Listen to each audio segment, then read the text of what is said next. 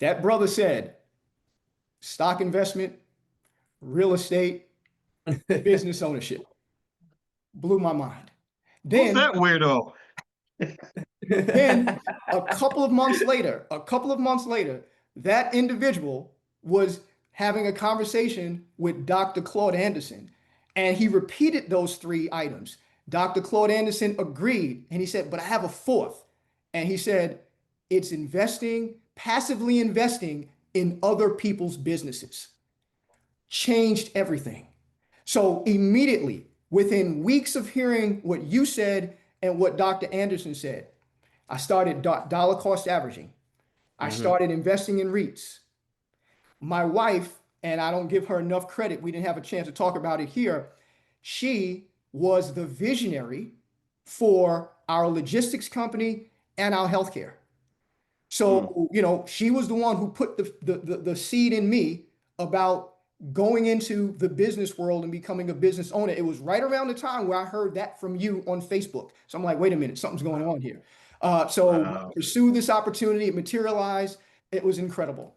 So why am I saying all this? I'm saying all this because, and this goes back to your original question, for those of us who are parents and families and aspiring to do other things within the family in terms of building the family up or going into the business world and things of that nature, it's never too late.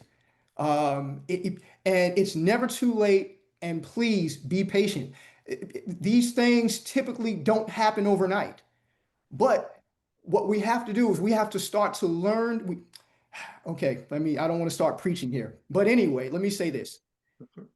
There are visions that we have, and the vision should be something that we are writing down, something that we are rehearsing. My son will tell you right now, I have a daily routine.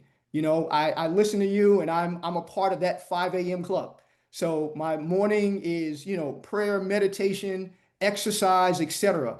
Part of my meditation is I have about a 25 to 30-minute period where I am simply speaking those things that I want to see happen in my life, whether it be biblical formation in scripture, whether it be business investment, whatever the case is. The world today talks about manifested. I totally agree. And if we go back to, scripture, the first thing he said is, in the beginning, God said. It was spoken into existence. And I believe we have that same creative power. So I will spend my mornings repeating the same things over and over again. Part of that confession are the 10 commandments of Black economics. That's a part of it. I can state all 10. I can list through because that's something that I believe that should be incorporated into my daily confession. Because as you speak those things, you want them to materialize. We understand that, I think you mentioned it before, death and life are in the power of the tongue. We have the ability to speak life or death. I choose life. So Mm. going back to your original question, it is patient. It is a growth. While we have those visions that we are looking to, appreciate the journey. The journey is typically not a linear A-B. It has all kinds of nuances, peaks and valleys and things of that nature, but you can absorb that journey when it's a little inconsistent because you're focused on the overarching vision. Yep. Mm. That's what guides you through. So, I say to anyone that's on this call, hey, make sure that whatever you are planning or hoping for, you're writing out that end result. How do you see yourself? How do you see your family? How do you see your business? Speak over it on a daily basis and live it out.